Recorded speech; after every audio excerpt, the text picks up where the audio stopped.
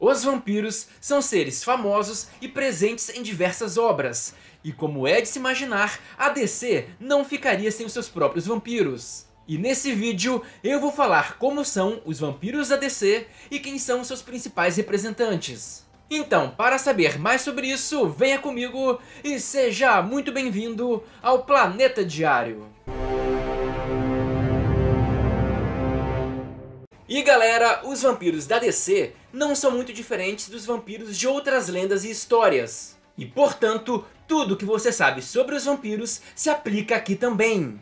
Então, por exemplo, dentre os poderes dos vampiros, podemos citar as capacidades físicas aumentadas, um fator de cura acelerado, sentidos aguçados, podendo ver no escuro e farejar muito bem, além de imortalidade, regeneração e etc. A maior diferença aqui é que os vampiros da DC costumam ter poderes mentais, como hipnose, um certo grau de telepatia, clarividência e controle mental de massas. E essas habilidades não são restritas a uma classe de vampiros, e sim a algo que quase todo vampiro tem.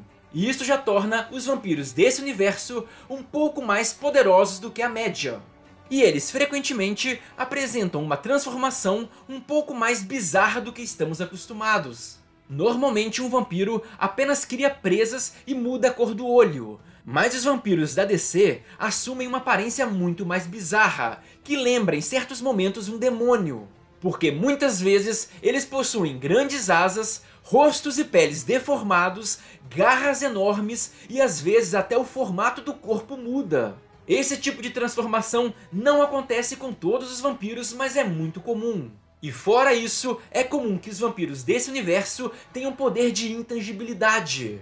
Então a soma dos poderes que os vampiros têm na mitologia, somado com a intangibilidade, com amplos poderes mentais e com uma transformação mais poderosa, isso tudo torna essa criatura mais perigosa do que o de costume.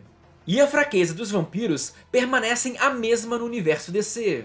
E por isso, eles precisam beber sangue, não podem entrar em contato com a luz do sol e têm alguma fraqueza contra objetos sagrados. E nesse universo, também existem 4 formas de você se tornar um vampiro.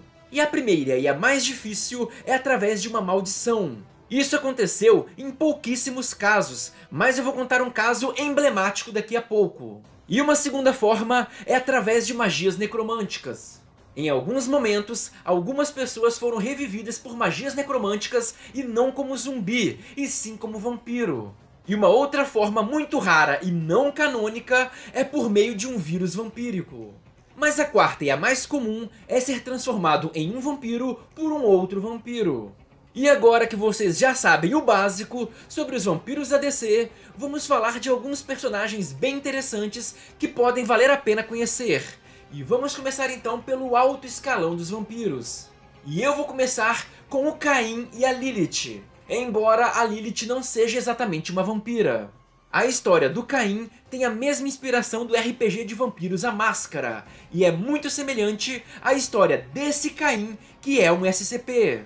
E como a história deles é muito parecida, vale a pena ver esse vídeo, pois aqui vou falar só por cima. Então veja mais detalhes sobre o SCP Caim. Mas basicamente, o Caim foi o primeiro assassino, sendo filho de Adão e Eva. E foi ele quem lançou o pecado do homicídio na humanidade. E nesse ponto tem uma clara contradição entre a história do Caim e do Vandal Savage, mas isso é assunto para outro vídeo. O fato é que ele foi amaldiçoado e se tornou o primeiro vampiro, ou o senhor de todos os vampiros. Além de ter uma habilidade fenomenal de refletir todos os danos, isso graças à marca do Caim. E esse cara foi um que se tornou vampiro por causa de uma maldição. E a primeira pessoa que foi mordida pelo Caim foi a Lilith. E nessa mordida, ambos se fortaleceram, embora a Lilith não tenha sido transformada em vampiro. E vale dizer que a Lilith é considerada a mãe de todos os monstros, o que inclui obviamente os vampiros. E o Caim é um dos mais poderosos vampiros de todos os tempos. Isso porque, além dele ter todos os poderes que os vampiros têm, ele também tem uma grande aptidão à magia, tornando ele muito mais poderoso. E fora isso, ele foi o responsável pela transformação de um dos vampiros mais famosos da DC, o Andrew Bennett. E uma ressalva bem interessante é que o Caim não se considera um vampiro, e sim algo que veio antes dos vampiros. Mas um outro vampiro que não pode faltar nessa lista é o Drácula. O Drácula também segue quase a mesma história padrão, sendo um Lorde Cruel da Transilvânia. Mas diferentemente da história original, ele não virou um vampiro pouco tempo depois. Na verdade, o corpo dele foi levado para a América, mais precisamente em Gotham, e somente séculos depois, quando ele entrou em contato com sangue humano, que ele virou um vampiro. E logo de início, saiu causando vários problemas para o Batman. O Drácula é extremamente poderoso, tendo uma gama enorme de poderes mentais. E com esses poderes mentais, ele já conseguiu incapacitar por um tempo o Superman. E por ele ser uma criatura mística, ele conseguiu morder e furar a pele do Superman. Mas ao beber o sangue do kryptoniano, ele se ferrou bonito. Isso porque o Superman é uma bateria solar viva. E na própria HQ é narrado que foi como se o Drácula tivesse dado uma mordida no próprio Sol. E com isso, ele queimou até as cinzas e morreu. E uma outra dupla muito interessante de vampiros é o Andrew Bennett e a Mary Seward. E a história desses dois é uma verdadeira bagunça e muda o tempo inteiro. Mas pegando o mais relevante das duas histórias, Andrew Bennett e Mary Seward viveram há muitos anos atrás. Até o dia que o Andrew foi atacado e transformado em um vampiro. E quem foi esse vampiro depende da história. Às vezes foi o Caim e às vezes um idiota qualquer. O importante é que ele se tornou um vampiro e acabou compartilhando seu destino com a sua amada, a Mary Seward. Porque sim, eles eram meio que um casal.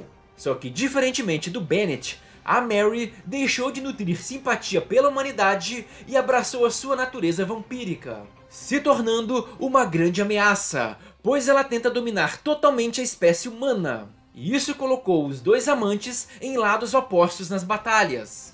A Mary Seward se tornou a Mary, a rainha do sangue, uma autêntica vilã.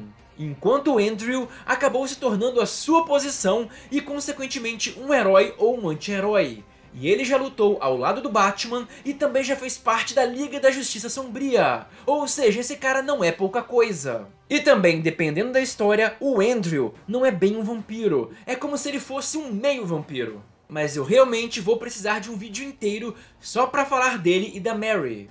Mas então, essas são algumas das informações mais importantes e alguns dos vampiros mais relevantes da DC Comics.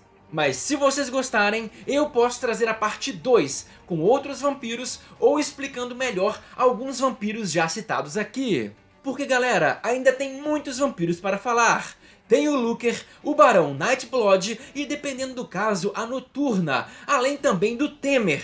Não, brincadeira, esse não, mas enfim, tem vários outros. E então, se quiser saber mais sobre o tema, deixe nos comentários. E se gostaram do vídeo, deixe o seu like porque ele ajuda demais. E também se inscreva para não perder os próximos lançamentos. Eu conto demais com o apoio de todos e até a próxima!